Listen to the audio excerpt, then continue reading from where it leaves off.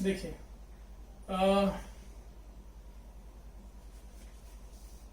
ऐसे बनाते हैं। चलिए, ये ग्राउंड है,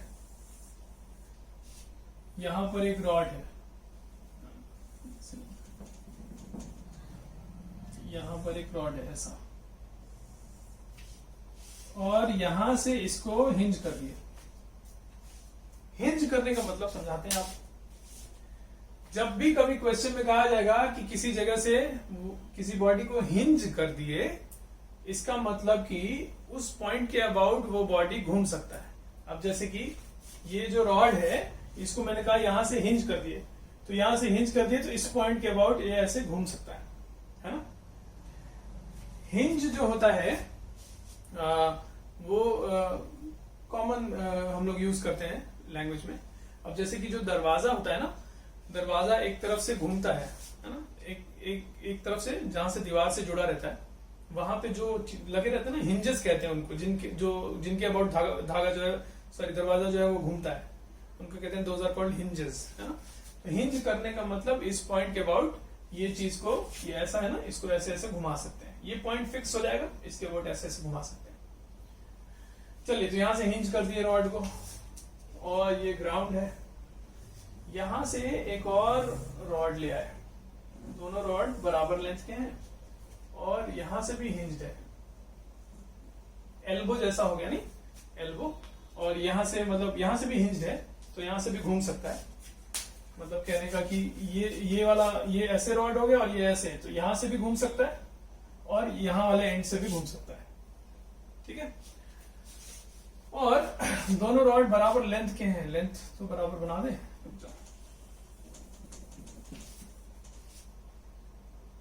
सब कुछ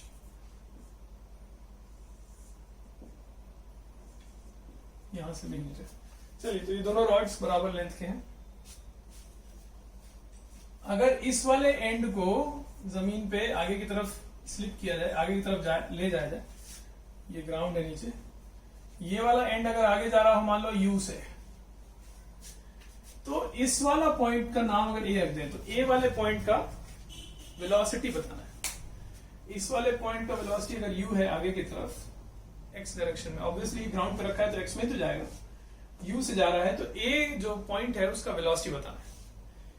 ये क्वेश्चन एक बार कॉपी में बना लीजिए, सॉल्व करके ट्राई कर लीजिए, फिर हम बता दें सोल्यूशन इसका। देखिए, देखो कैसे करते हैं। होता यह है कि पहले तो इमेजिन किया जाए ये वाला जो पॉइंट है वो किधर की तरफ जा रहा होगा, एक्स में या वाई में, किधर जा रहा होगा। तो ये एक्स में भी आगे बढ़ रहा होगा, वाई में भी नीचे आ रहा होगा, दोनों तरफ जा रहा होगा। कैसे मालूम? ऐसे मालूम कि शुरू से आगे तक का सोचा जाएगा। तो शुरू में मान लो कि ये रॉड को जब ऐसे कर देंगे तो डायग्राम तो ऐसा बन जाएगा,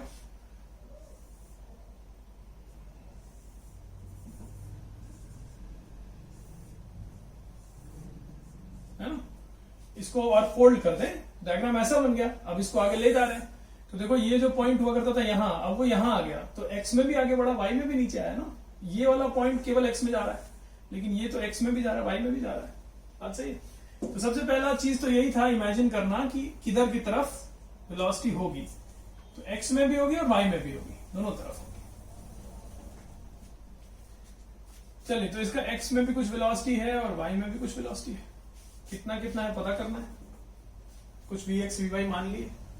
ये एंगल क्वेश्चन में देना पड़ेगा, ये एंगल क्वेश्चन में कुछ दिया होगा तभी आंसर आएगा, ठीक है ना। चलिए, अच्छा, अब इसको y डायरेक्शन मान लिए, इसको x डायरेक्शन मान लिए, ये ओरिजिन हो गया, ठीक है।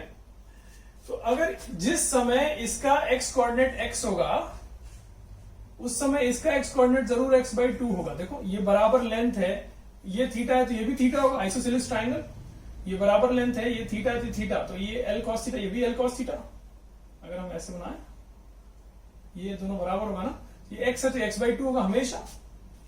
तो अगर इसका differentiation rate of change dx/dt अगर u है, तो इसका डिफरेंशिएशन x/2 का डिफरेंशिएशन कितना आएगा, u/2 आएगा। मतलब x डायरेक्शन में जो वेलोसिटी है that is u/2। x coordinate का जो रेट ऑफ चेंज है वो x डायरेक्शन वाली वेलोसिटी होती है। सिमिलरली y कोऑर्डिनेट का रेट ऑफ चेंज y वाली वेलोसिटी होती है। चलिए अच्छा, तो ये तो पता चल गया कि x में इसका वेलोसिटी v/2 है। अब vy की चिंता करते हैं, vy कितना होगा ये पता करना है। तो ये कैसे पता करें? तो देखो क्या कर रहे हैं, इसको हटा लें यहां से, है ना। अब दो रास्ते मेरे पास, या तो हम ऐसे करें कि ये जो रॉड है इसका लेंथ कांस्टेंट रहना चाहिए, रॉड के लेंथ के अलोंग इसका वेलोसिटी u cos थीटा और इसका वेलोसिटी इसका v मतलब vx का भी कंपोनेंट vy का भी कंपोनेंट, ये थीटा जो थीटा होगा ना, तो इसका x में इधर रॉड की तरफ इसका वेलोसिटी कितना आएगा, vx cos theta plus vy sin theta. तो इस एंड का रॉड के लॉन्ग वेलोसिटी इतना लिख दिए इज इक्वल टू इसका इधर की तरफ u cos थीटा लिख दिए और दोनों को बराबर करके सॉल्व कर लिए, हो जाएगा। लेकिन एक और तरीका है, देखो ये वाले रॉड का भी तो लेंथ कांस्टेंट है ना, तो इस वाले रॉड का लेंथ कांस्टेंट लिखना और आसान है इसके कंपैरिजन में। क्यों? क्योंकि इस वाले रॉड के तो दोनों एंड मूव कर रहे हैं, इस वाले रॉड का सिर्फ एक एंड मूव कर रहा है, ये वाला, इधर वाला एंड तो फिक्स्ड है, इस एंड का तो वेलोसिटी 0 है। तो जब हम लिखेंगे कि रॉड के लेंथ के अलोंग इस पॉइंट का वेलोसिटी इस पॉइंट का वेलोसिटी सेम होना चाहिए, तो लेंथ के अलोंग इसका वेलोसिटी तो 0 है, तो लेंथ के अलोंग इसका भी 0 होना चाहिए। बना दें, ये इस डायरेक्शन में लेंथ के अलोंग इस पॉइंट का वेलोसिटी 0 होना चाहिए। तो 0 कैसे होगा, इसका इधर कंपोनेंट जितना आएगा vy का इधर उतना ही आना चाहिए ताकि 0 हो जाए, इसका 0 है इसलिए। चलो लिखते हैं, ये थीटा है 90 माइनस थीटा, तो ये थीटा, तो ये 90 माइनस थीटा, तो vx का sine theta should be equal to vy का कॉस थीटा, है ना। तो यहां से vx है u/2 पुट कर दिए, vy कितना आया u/2 sine theta upon cos theta मतलब u/2 टैन थीटा, ये आंसर आ जाएगा vy का। तो vx इतना और vy इतना, ठीक है ना। चलिए अच्छा, तो ये हो गया ये वाला कंस्ट्रेंट रिलेशन। और करते हैं एक,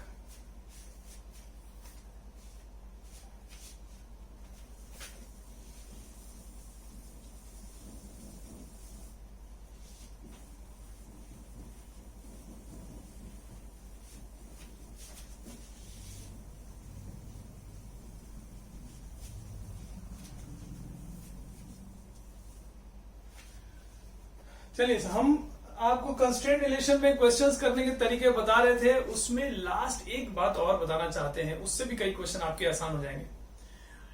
कई बार क्या होता है क्वेश्चन में, जो पुली होती है वो पुली भी मूव कर रही होती है।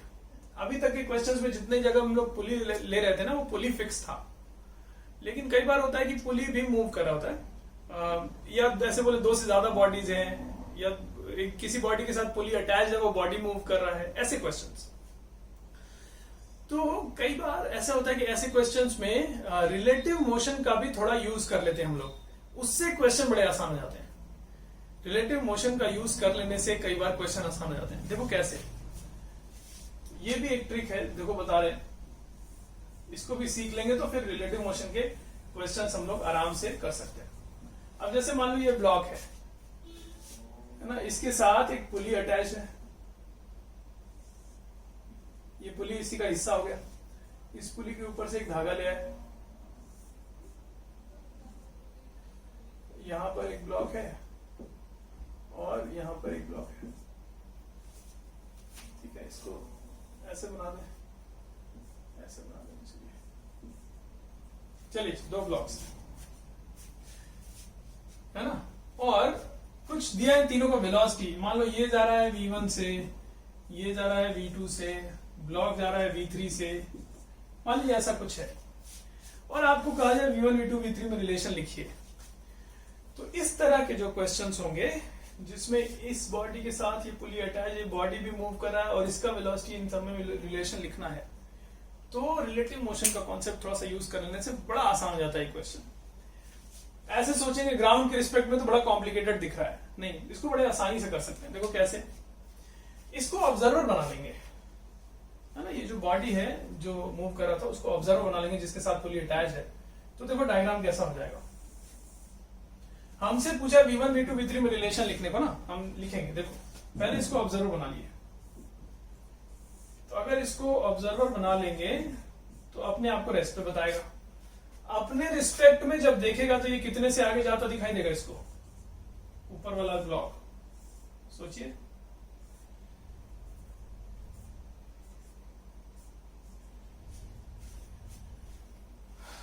ये इसके रिस्पेक्ट में कितने से आगे जा रहा होगा, v1 तो इसका वेलोसिटी, इसमें से अपना माइनस कर देगा तो v1 माइनस v3 से जा रहा होगा। बात सही है। और इस ब्लॉक का वेलोसिटी, अच्छा सुनो सुनो, यहां जो क्वेश्चन में ये जो बना हुआ था, इससे कंफ्यूज नहीं होना। एक चीज पहले हम बता दे, देखो ये जो बनाए थे हम कि इसका नीचे की तरफ v2 है, तो ये मतलब नहीं कि सिर्फ नीचे ही जा रहा है। सोचो एक बार यहां इस डायग्राम में सोचो कि अगर ये ब्लॉक v3 से आगे जा रहा होगा तो क्या ये ब्लॉक सिर्फ नीचे आएगा, ये x में नहीं जाएगा क्या? x में भी जाएगा ना, नहीं तो ये अगर ये x में नहीं जाता तो ये तो इसके अंदर चला जाता ना, इसका सरफेस को तोड़ के अंदर चला जाता, जो कि इम्पॉसिबल है, कंस्ट्रेंट रिलेशन नहीं। तो इसको भी तो इसके साथ साथ v3 से तो आगे जाना ही पड़ेगा, आगे इसका वेलोसिटी v3 भी होना पड़ेगा ना। वो तो अंडरस्टूड है कि ये जब जाएगा तो इसको ढकेलते हुए ले जाएगा, नीचे जा रहा था v2 से, ठीक है। चलिए इसमें आता है, अब ये नीचे जा रहा था कि ये v3 आगे और ये v3 आगे, बचा क्या, ये नीचे v2, ये नीचे जा रहा v2 से। अगर इसको ऑब्जर्वर बना लें, इसके रिस्पेक्ट में इन दोनों ब्लॉक्स को देखें तो कैसा दिखेगा, इसके रिस्पेक्ट में ये ब्लॉक सिर्फ नीचे ही जा रहा होगा। अच्छा, दोनों का x में वेलोसिटी सेम होना पड़ेगा, v3 और v3 कंस्ट्रेंट रिलेशन। अगर x में वेलोसिटी सेम है तो रिलेटिव वेलोसिटी जब सोचेंगे तो इसके रिस्पेक्ट में ये देखेंगे तो ये x में नहीं जाता दिखाई देगा ना, सिर्फ y में जाता दिखाई देगा। y वाली वेलोसिटी v2 है तो ये सिर्फ v2 दिखाई देगा इसको। तो इसके रिस्पेक्ट में v2 से नीचे और ऊपर वाला आगे जा रहा होगा v1 माइनस v3 से। और अगर ये रेस्ट पे है, अगर ये रुक गया है, तो ये जो धागा है इसका लेंथ कांस्टेंट रहने के लिए ये एंड जितने से आगे बढ़ रहा है ये एंड उतने से नीचे आना पड़ेगा। आंसर हो गया क्या, v1 minus v3 is equal to v2। देख रहे हैं, इसको अगर हम ऐसा बना लेंगे, रिलेटिव मोशन वाला कॉन्सेप्ट एक बार बना लिए, डायग्राम बना लिए, तो एकदम आसान हो जाता है ये क्वेश्चन। सीधा आंसर लिखना होता है बस, इसका आगे की तरफ जितना उतना नीचे कर दिया, आंसर आ गया। बड़ी जल्दी आंसर आ जाता है रिलेटिव मोशन को यूज करने से, है ना। चलिए अच्छा एक और करते हैं रिलेटिव मोशन वाला क्वेश्चन।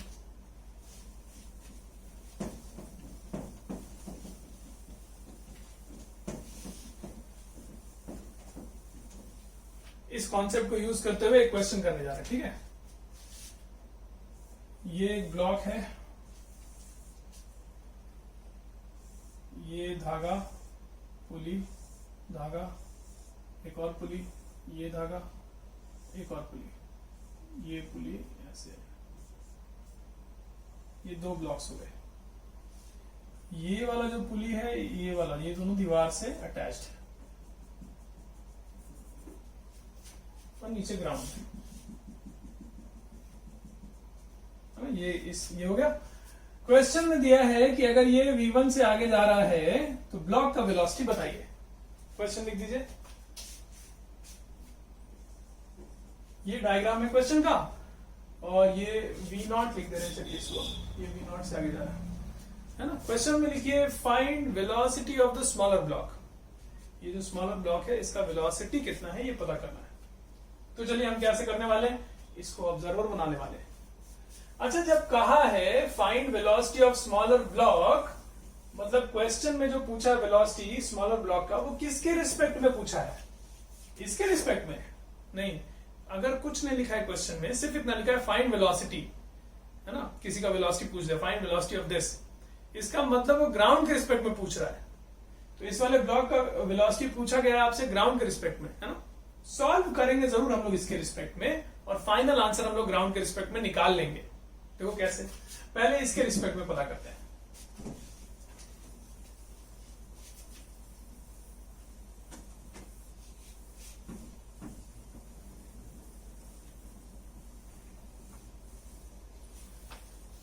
है ना, इसके रिस्पेक्ट में इसलिए कर रहे हैं क्योंकि हम क्वेश्चन को आसान बनाना चाहते हैं।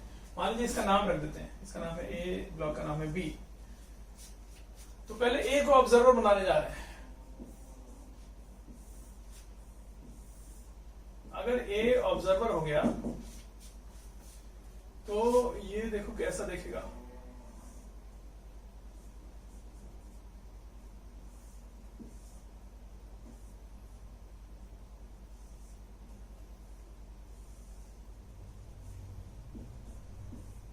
चलिए ये डायग्राम था, ऑब्जर्व बना दिए तो अपने आप को रेस्ट पे बताएगा, और दीवार रेस्ट पे होती है और ये आ रहा था वी नॉट से, लेकिन अगर इसको ऑब्जर्वर बना लेंगे तो कहेगा हम रेस्ट पे हैं, दीवार मेरी तरफ आ रही है ना, कितने से, कहेगा हम रेस्ट पे हैं, ये वी नॉट से दीवार वापस आते दिखाई देगी इसको, तो कहेगा ये जो वॉल है ये वी नॉट से इधर आ रही है, ठीक है। अब ये वॉल अगर आगे आएगी तो ये वॉल के साथ ये दो पुलीज अटैच्ड है, ये वाला और ये वाला, तो अगर ये वॉल आगे आ जाएगी, ये पुली भी आगे आ जाएगा, ये पुली भी आगे आ जाएगा, तो अगर ये पुली अपनी जगह से आगे यहां आ गया, यहां से हटा दें अगर इसको और यहां बना दे, उस तरह से इस पुली को भी आगे बना दें, यहां बना दें, ये पुली भी आगे आ गया, ये पुली भी आगे आ गया, तो फाइनली इतना धागा खाली इधर से हुआ और इतना धागा खाली इधर से हुआ, है ना। तो अगर ये वी नॉट से आगे जा रहे हैं दोनों पुलिस, तो इधर से वी नॉट से धागा खाली हो रहा है, इधर से वी नॉट से धागा खाली हो रहा है, 2 वी नॉट स्पीड से धागा खाली हो रहा होगा। अच्छा इसका चिंता नहीं है ना, ये तो फिर बाद में भी ऐसे रहेगा ना, ये वर्टिकल इतना ही तो खाली होगा, ये और ये, तो अगर वी नॉट से दीवार आगे जाएगी तो 2 वी नॉट से धागा खाली हो रहा होगा। अब ये धागा अगर 2 वी नॉट से खाली हो रहा है तो इधर से जो खींच रहा है ब्लॉक धागे को, तो कितना खींचना पड़ेगा, 2 वी नॉट से धागा खींचना पड़ेगा, ब्लॉक को नीचे आना पड़ेगा 2 वी नॉट से, ठीक बात है कि नहीं।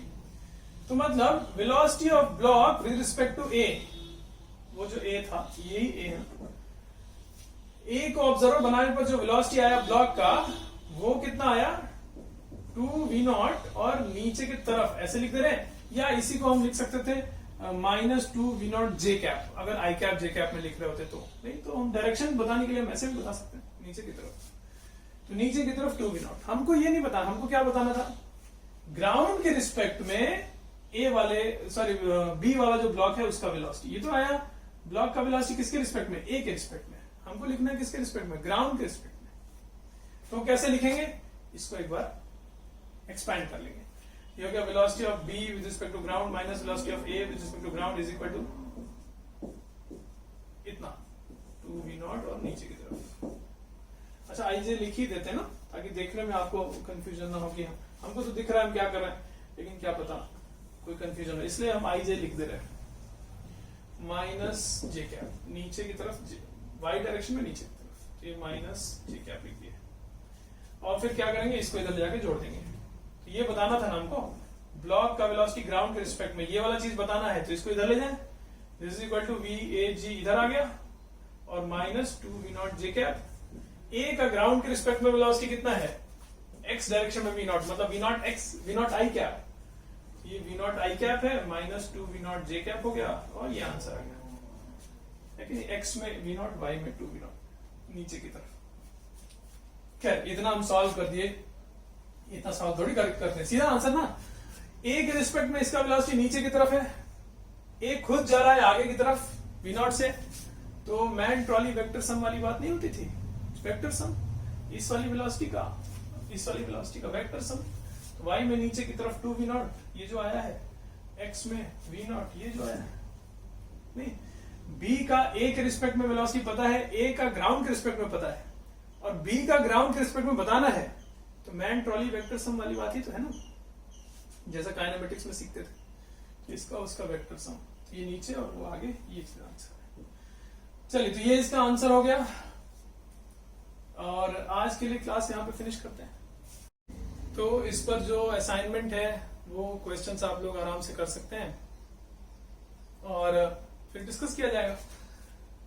अच्छा अब हम लोग यहाँ से अब आगे बढ़ रहे हैं, अब न्यूटन सेकंड लॉ की बात करने जा रहे हैं। अभी तक हम लोग क्या क्या पढ़ लिए, न्यूटन फर्स्ट लॉ पे बेस्ड क्वेश्चन कर लिए, मतलब इक्विलिब्रियम वाले क्वेश्चन जो थे वो कर लिए, फिर उसके बाद ये कंस्ट्रेंट रिलेशन वाले क्वेश्चन सीखे कैसे किए जाते हैं, और अब हम लोग बात करने जा रहे हैं न्यूटन सेकंड लॉ की।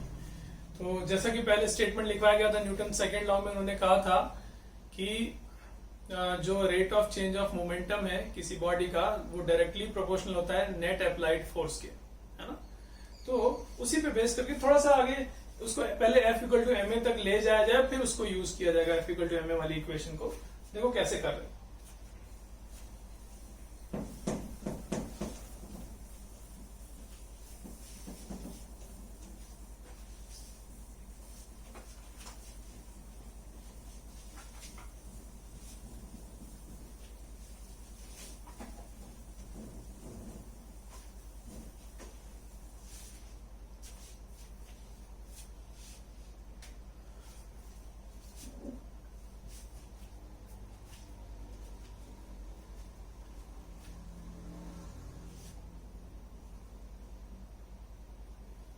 देखिए जो न्यूटन सेकेंड लॉ है उसमें उन्होंने कहा नेट एक्सटर्नल फोर्स जो होता है that is directly proportional to rate of change of momentum dp by DT,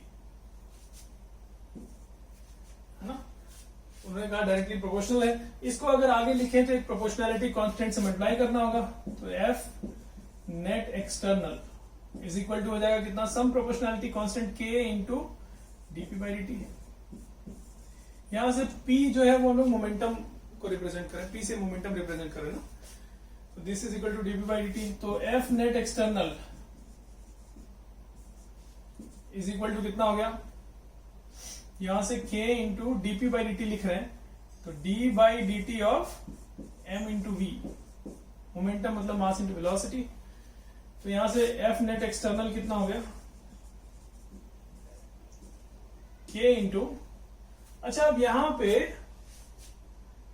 ये स्केलर नंबर है मास और वेलोसिटी से वेक्टर क्वांटिटी डिफरेंशिएशन कर रहा है, तो जो स्केलर नंबर है कांस्टेंट है उसको बाहर ले सकते हैं, है ना। जो कांस्टेंट वाला टर्म है उसको बाहर ले लिया जाता है। नहीं पहले नहीं करते थे कि जैसे कि 2 इंटू एक्स का डिफरेंशिएशन करना है तो 2 बाहर लेके x का डिफरेंशिएशन, है ना, या जैसे 2 इंटू एक्स स्क्वायर का डिफरेंशिएशन करना है तो 2 बाहर ले लेते थे, x स्क्वायर का डिफरेंशिएशन 2x, 2 इंटू 2x हो जाता था। वैसे हम यहाँ कह रहे हैं अगर ये चीज कांस्टेंट हो तो इसको कांस्टेंट को डिफरेंशिएशन के बाहर लिया जा सकता है, लेकिन जरूर ये ध्यान रखना चाहिए कि ये काम तभी कर पाएंगे अगर ये मास कांस्टेंट हो किसी बॉडी का। वेरिएबल मास सिस्टम भी होते हैं, कुछ बॉडीज होती है जिनका मास वेरी भी कर रहा होता है। अब जैसे वो रॉकेट वाली बात, रॉकेट के अंदर फ्यूल भर के ले जाते हैं और फ्यूल को बर्न करके गैसेस को इजेक्ट करते हैं, रॉकेट में से बाहर निकालते हैं। तो जैसे जैसे गैसेस इजेक्ट कर रहे होते हैं, फ्यूल बर्न करके बाहर निकलते जा रहे हैं, तो रॉकेट का मास कम हो रहा होता है ना, तो वेरिएबल मास सिस्टम भी होते हैं। तो यहां पर हम इसके लिए तभी मास को बाहर तभी ले सकते हैं अगर ये मास कांस्टेंट हो। कांस्टेंट है तो बाहर ले लिए, m into d by d t of V लिख दिए इसको, है ना। और यहां हम लिख दे रहे हैं only if m is constant. ये चीज तभी होगा अगर हम मास को बाहर तभी ले पाएंगे यहां से, only if mass is constant, नहीं तो नहीं ऐसा कर सकते। चलिए अगर ले लिए तो फिर आगे क्या होगा, therefore F net external is equal to क्या हो जाएगा, K into M into dv by d t, मतलब A एक्सेलरेशन। तो ये आ गया K into M into A। Newton साहब ने फाइनली एक तरह से बोले तो ये रिलेशन दिया, बहुत अच्छा रिलेशन है ये। इसमें क्या है कि एक्सिलरेशन जो होगा बॉडी का वो आप बता सकते हो अगर आपको पता बॉडी पर लगने वाले फोर्सेस क्या क्या हैं। नेट एक्सटर्नल फोर्स कितना लग रहा है ये पता कर लें, that will be equal to some K into mass of the body into acceleration, है कि नहीं। और न्यूटन साहब ने फोर्सेस के ऊपर जो बहुत सारे काम किए, इसके लिए ही उनको ऑनर करने के लिए फोर्स का जब यूनिट रखा जा रहा था, नाम रखा जा रहा था किस क्या यूनिट होगा, तो उसको न्यूटन रखा गया उन्हीं के नाम पे। तो बोलते हैं ना 1 न्यूटन का फोर्स है या 2 न्यूटन का या जितना भी। चलिए अब ये बात आती है कि जो फोर्स का यूनिट है जिसको न्यूटन कहते हैं, कितने फोर्स को 1 न्यूटन कहा जाए, है ना, कितने फोर्स को 1 न्यूटन फोर्स कहा जाए, ये बात आई। तो बात देखो, इसको बड़ी समझदारी से बड़ी लॉजिकल वे में इसको माना गया, कितने फोर्स को 1 न्यूटन माना जाए। देखो होता क्या था, लोगों ने देखा कि इस इक्वेशन में यहां पर एक K आ रहा है, प्रोपोर्शनैलिटी कांस्टेंट जो लिए थे K। अब जब भी ये इक्वेशन हम लोग यूज करेंगे क्वेश्चंस में तो बार बार ये K आएगा बीच में, है ना। तो इस इक्वेशन को और सिंप्लीफाई किया गया करने के लिए, और सिंप्लीफाई करने के लिए जो फोर्स का जो यूनिट है, कितने फोर्स को 1 यूनिट फोर्स कहा जाए, उसको ऐसा माने कि ये K की जरूरत बार बार ना पड़े, है ना। बड़ी चालाकी से माने। देखो क्या किए, बोले कि 1 kg मास का एक्सेलरेशन 1 मीटर पर सेकंड स्क्वायर कर देने के लिए जितना फोर्स चाहिए उसी को 1 न्यूटन फोर्स कहा जाएगा, ऐसे माना गया। इससे K की समस्या सॉल्व हो गई। देखो कैसे, कहे कि 1 kg मास की जगह 1 kg पुट करें, 1 kg मास का एक्सेलरेशन 1 मीटर पर सेकंड स्क्वायर कर देने के लिए, तो ये 1 जितना फोर्स चाहिए, ये फोर्स की जो वैल्यू होगी उसको 1 न्यूटन फोर्स कहा जाएगा। तो ये भी 1, 1 इज इक्वल टू के इंटू 1 तो के का वैल्यू 1 हो गया, है ना। तो के बार बार इक्वेशन में ना लिखना पड़े, अब से ये इक्वेशन ऐसा बन गया, F net external is equal to m into a. ये बड़ा सिंपल सा इक्वेशन बन गया। ये के का चक्कर खत्म कर दिए, और खत्म करने के लिए फोर्स का जो यूनिट है 1 न्यूटन, उसको कितना फोर्स को 1 न्यूटन बोला जाए उसको सही से डिफाइन कर लिए। कैसे? 1 केजी मास का एक्सेलरेशन 1 मीटर पर सेकंड स्क्वायर कर देने के लिए जितना फोर्स चाहिए उसको 1 न्यूटन फोर्स कहा जाएगा। ऐसे कर लिए। अब इसको आप हमेशा केजी में पुट करिए, इसको 1 मीटर पर सेकंड स्क्वायर में पुट करिए, ये न्यूटन में आंसर आएगा। सब बढ़िया है, के की जरूरत नहीं पड़ेगी आज से। तो हम लोग ये इक्वेशन यूज करते हैं क्वेश्चंस में। एफ नेट, ये सब्सक्रिप्ट में नेट लिखा है, सब्सक्रिप्ट में एक्सटर्नल लिखा है, मतलब नेट एक्सटर्नल फोर्स है। Net external force equal to mass into acceleration. इस इक्वेशन को यूज करने जा रहे हैं अब हम लोग क्वेश्चंस में। और जैसे कि जब फर्स्ट लॉ के क्वेश्चंस कर रहे थे, है ना, इक्विलिब्रियम वाले, तो अपना एक तरीका डिफाइन कर लिए थे कि कैसे किया जाएगा। सबसे पहले एफबीडी बनाया जाएगा, जिस बॉडी का इक्विलिब्रियम डिस्कस करना है उसका फ्री बॉडी डायग्राम बनाया जाएगा। फ्री बॉडी डायग्राम बनाने के बाद किसी डायरेक्शन को एक्स माना जाएगा, किसी को वाई मान लिया जाएगा। फिर एक्स डायरेक्शन का नेट फोर्स 0 है ऐसा दिखा दिया जाएगा, ऐसा इक्वेशन लिख दिया जाएगा। वाई डायरेक्शन का नेट फोर्स 0 है, इसके लिए एक इक्वेशन लिख दिया जाएगा। इक्वेशंस मिल जाएंगी, सॉल्व करेंगे। यही तो करते थे। तो ये तरीका था, है ना, ये प्रोसीजर था कैसे सॉल्व करते हैं किसी क्वेश्चन को, इक्विलिब्रियम वाले क्वेश्चन को। अब जो क्वेश्चंस होंगे उनमें एक्सेलरेट कर रहा होगा बॉडी, इक्विलिब्रियम पे नहीं होगा, एक्सेलरेशन होगा, कुछ फोर्सेस लग रहे होंगे, कुछ मास दिया होगा बॉडी का। ये इक्वेशन लिखनी पड़ेगी, कुछ प्रोसीजर बना लिया जाए कैसे किया जाएगा, है ना। तो सेकेंड लॉ के क्वेश्चंस कैसे किए जाते हैं उसके कुछ स्टेप्स देखो क्या क्या है। हम क्वेश्चन करते हुए बताते हैं स्टेप एक बार आपको।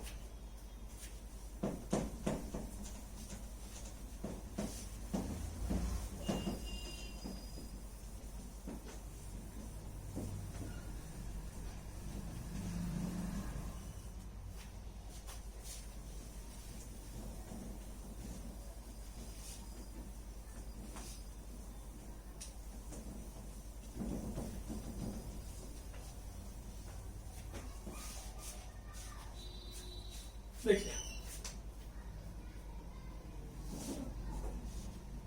जैसे कि एक पहले हम क्वेश्चन ड्रॉ कर लेते हैं। पहले ये मान लीजिए पुली है, ऊपर से हैंग कर दिए, यहां से एक ब्लॉक है, यहां से एक धागा, ये दूसरा पुली का सेंटर, ये दूसरे पुली के ऊपर से धागा लिया है, यहां से बांध दिए, यहां से एक और ब्लॉक है, इसका मास भी m है, इसका मास भी m, दोनों का मास इस क्वेश्चन में सेम ले रहे हैं, है ना। चलिए, ये m और ये m। अब एक्सेलरेशन बताना है। क्वेश्चन ये है कि दोनों ब्लॉक्स का एक्सेलरेशन कितना है।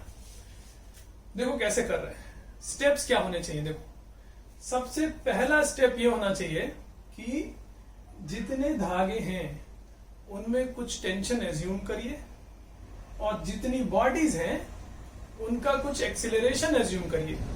लेकिन एक्सेलरेशन एज्यूम करते वक्त कंस्ट्रेंट रिलेशन को ध्यान में रखते हुए एज्यूम करिए। पहला स्टेप है।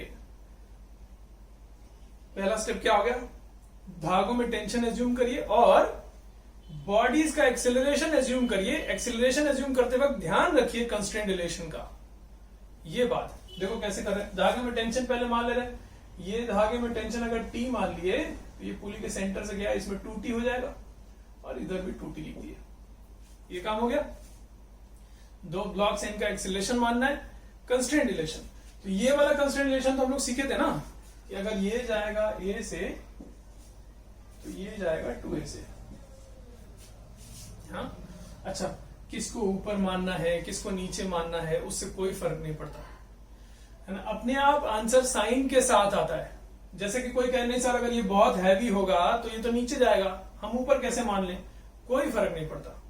आपको कंस्ट्रेंट रिलेशन जैसे मानना सिखाया गया है, कंस्ट्रेंट रिलेशन में जैसे मानने से आपका रिलेशन जल्दी बने, आसानी से बन जाए, वैसा आप करिए।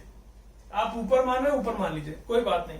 अगर इसको नीचे जाना होगा जब आप सॉल्व करेंगे, अपने आप आपका जो ए माना है आपने वो नेगेटिव में आ जाएगा, है ना। मान लो कि ऐसा करने पर, मान लो ये हैवी होता या जो भी होता, मान लो ये नीचे जाने वाला था 2 मीटर पर सेकंड स्क्वायर से, तो जब आप ऐसा ऊपर की तरफ मान के अगर सॉल्व करोगे, सॉल्व करने पर जो आपका आंसर आएगा a, that will be equal to -2 metre per second square, sign के साथ, नेगेटिव के साथ, मतलब आपने जो माना है उसका उल्टा, ठीक है ना।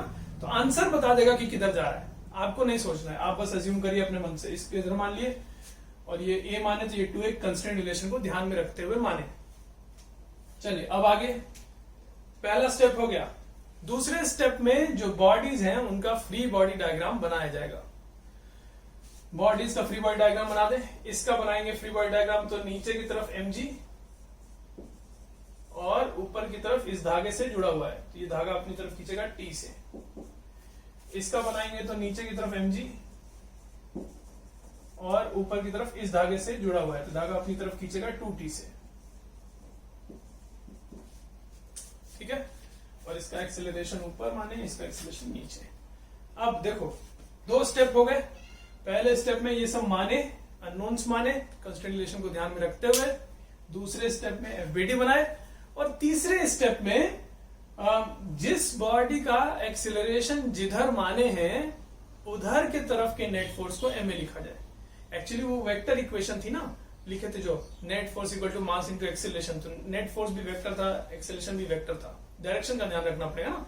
इसलिए जिसका एक्सेलरेशन आपने जिधर माना है उधर के तरफ के नेट फोर्स को मास इनटू एक्सेलरेशन के बराबर कर दीजिए। इसका एक्सेलरेशन नीचे माना है, इसलिए नीचे की तरफ का नेट फोर्स लिखेंगे mg minus T is equal to mass into acceleration.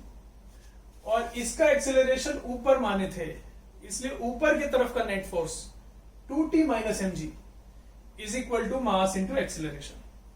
ये तरीका है इक्वेशन लिखने का। तो थर्ड स्टेप में इक्वेशन लिखी जाती है, लिख रहे हैं। इसके लिए नीचे माने है एक्सेलरेशन, नीचे की तरफ का net force mg minus 2t is equal to mass is m, acceleration है 2a। इसका एक्सेलरेशन ऊपर माने है तो ऊपर की तरफ का net force 2t minus mg, sorry यहां पर t था ना, सॉरी ये mg माइनस t था ना, यहां पर mg माइनस t था, उसके लिए लिखेंगे तो ऊपर 2t नीचे mg, 2t minus mg is equal to mass into acceleration उसका a माने है।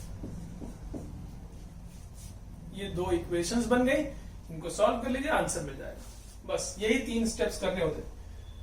तो इसको सॉल्व कर रहे हैं हम, ये चीज कितना आएगा, इसको 2 से मल्टीप्लाई कर ले ताकि 2t कैंसिल हो। इसको 2 से मल्टीप्लाई कर देते पूरे इक्वेशन को और इसमें जोड़ देते हैं तो आंसर आ जाएगा। तो इसको 2 से मल्टीप्लाई करके जब इसमें जोड़ेंगे तो 2t और 2t प्लस और minus cancel, 2mg minus mg, mg is equal to 4ma plus ma 5ma, यहां से a आ गया g/5। ये आंसर हो गया।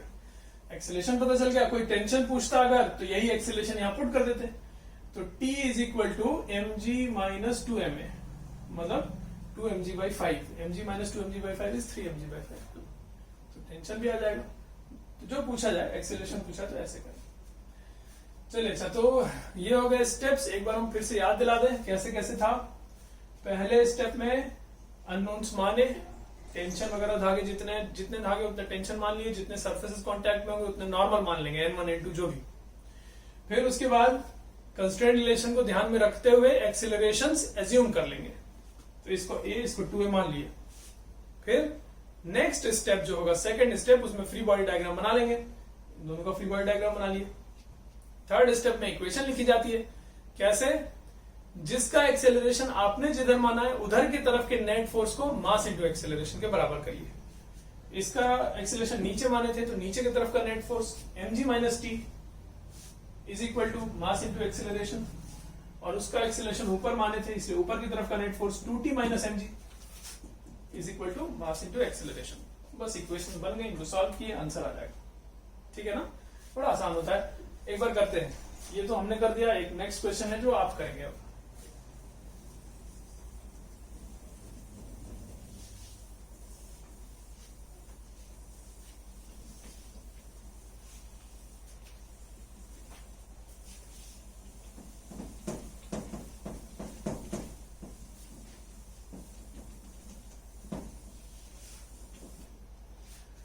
चलिए नेक्स्ट क्वेश्चन।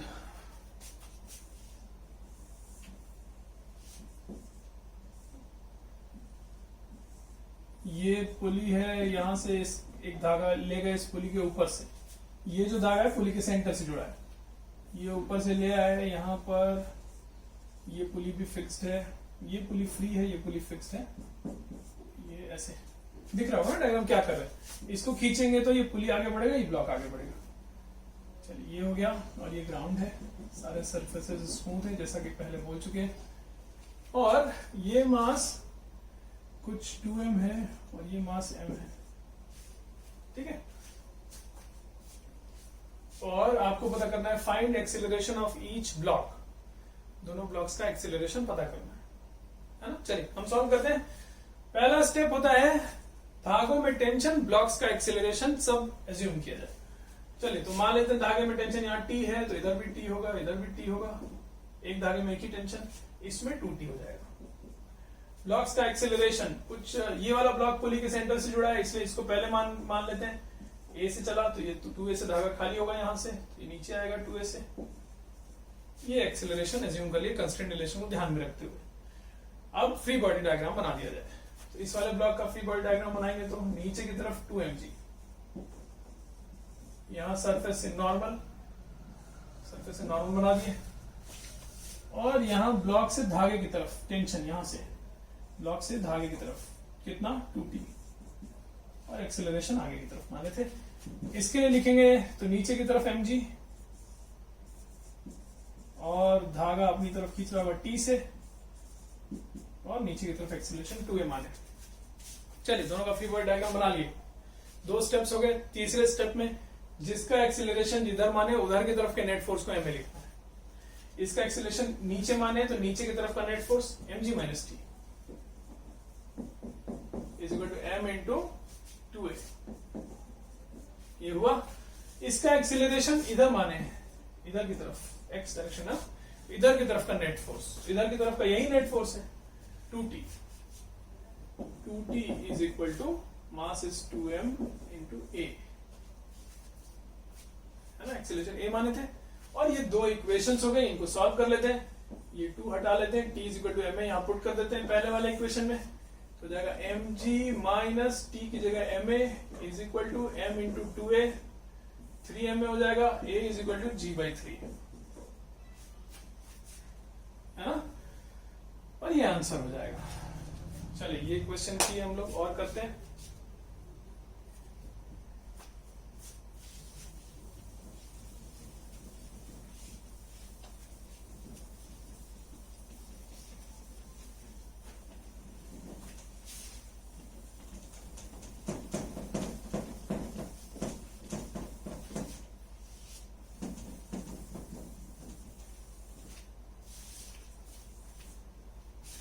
चलिए देखिए,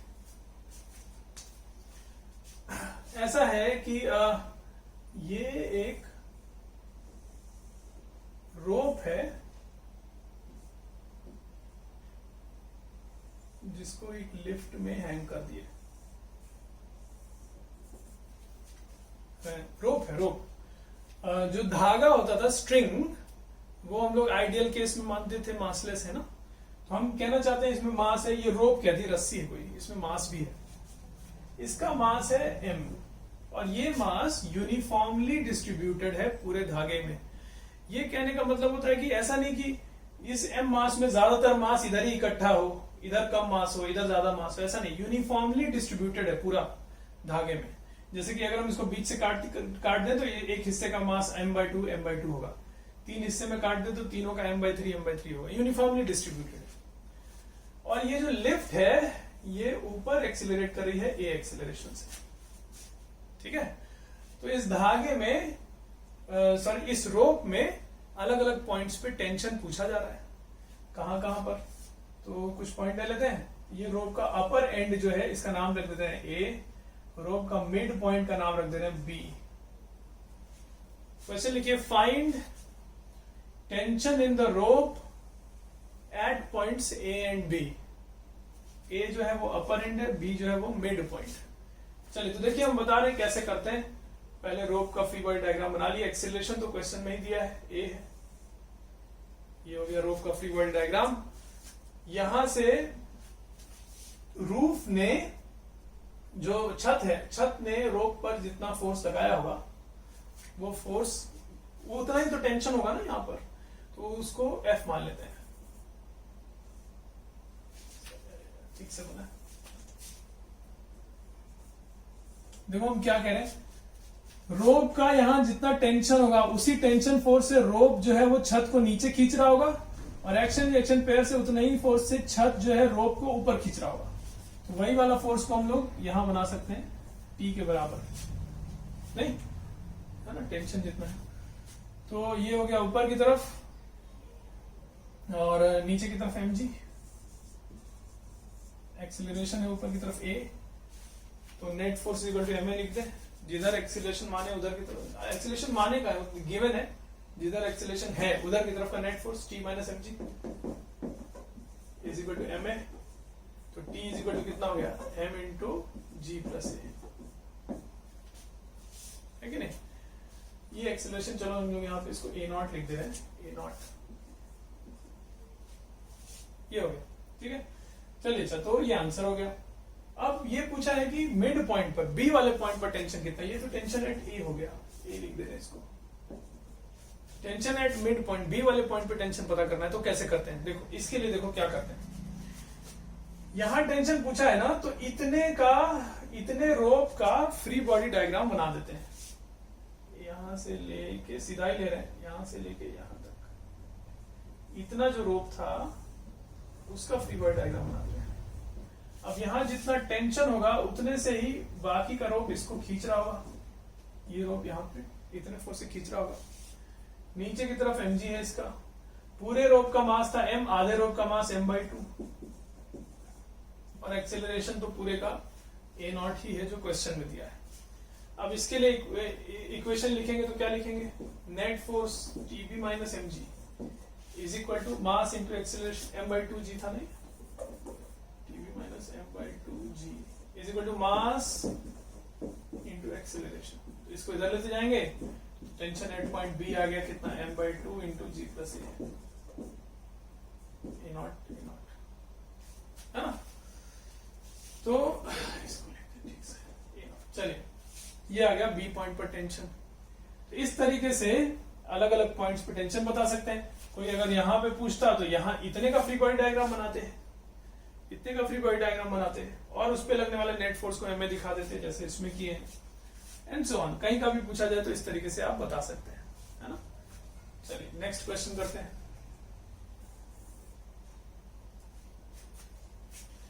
चलिए ये एक ब्लॉक है और यहां पर एक चेन है, या रोप ही ले लेते हैं, वही एक ही बात है, रोप है। यहां पर एक और ब्लॉक है, इसको ऊपर खींच रहे हैं। इस ब्लॉक का मास है 2 kg, इस ब्लॉक का मास है 4 kg, रोप का मास है, पूरे रोप का मास है 2 kg, है ना। टोटल मास कितना हो गया 8 kg। ऊपर की तरफ फोर्स लगा के खींच रहे हैं। एक्सेलरेशन इसका है 2 metre per second square, system ऊपर जा रहा है इतने एक्सेलरेशन से। क्वेश्चंस, चलिए इसमें पहला पार्ट, क्वेश्चन का पहला पार्ट है find the value of capital F, एक हो गया। दूसरा part, find tension at upper end of the rope. तीसरा part, find tension at mid point of the रोप।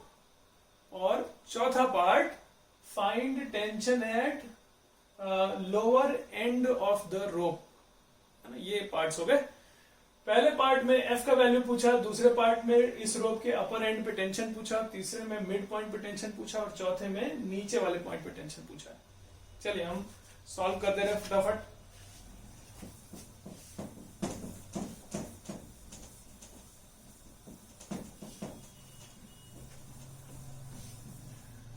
पूरे का फ्री बॉडी डायग्राम बना लेते हैं। यहाँ एफ का वैल्यू पहले पता करना है ना, पूरे का फ्री बॉडी डायग्राम बना लेते हैं। पूरा अगर एक ही बॉडी ले सकते हैं ना, सबका एक्सेलरेशन एक ही है, तो सब साथ में चल रहे हैं अगर, तो एक ही बॉडी मान सकते हैं। पूरा एक ही बॉडी हो गया जिसका मास कितना हो गया 8 kg। ऊपर की तरफ एफ लग रहा है और नीचे की तरफ 8 kg मास है तो 8 इंटू जी का वैल्यू 10 ले रहे हैं, तो ये हो गया एक्सेलरेशन है ऊपर की तरफ कितना 2 मीटर पर सेकेंड स्क्वायर।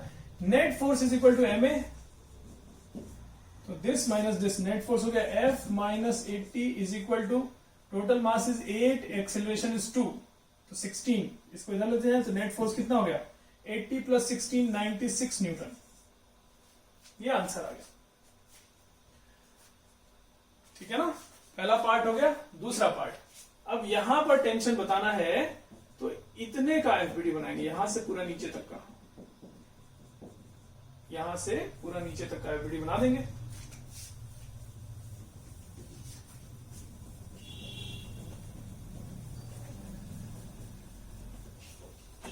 देखिए, तो हम यहां से नीचे तक का एफबीडी बना रहे हैं।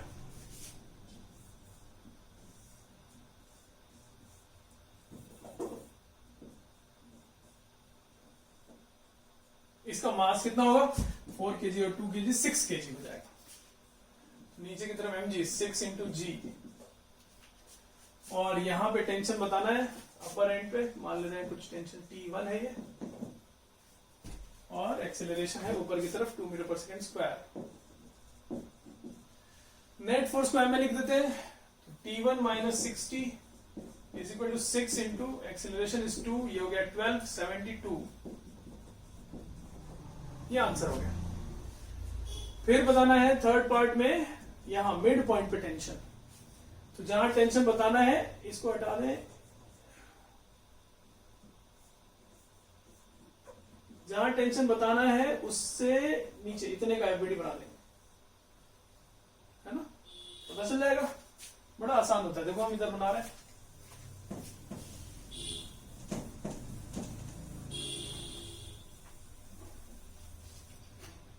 चलिए, तो जहां टेंशन बताना है वहां से नीचे का एफबीडी बना रहे हैं। मास, तो पूरे रोप का मास 2 kg था, तो आधे रोप का मास 1 kg होगा, तो ये 1 kg और ये 4 kg 5 kg हो गया। तो नीचे की तरफ mg 5 kg इंटू जी, यहां टेंशन कुछ मान लिए T2, एक्सेलरेशन ऊपर की तरफ है 2। नेट फोर्स इज हमें T minus 50 is equal to mass is 5, acceleration is 2, ये हो गया 10, T इज इक्वल टू 60, ये आंसर हो गया। और फिर यहां पर टेंशन बताना था तो केवल इस ब्लॉक का एफबीडी बना देंगे।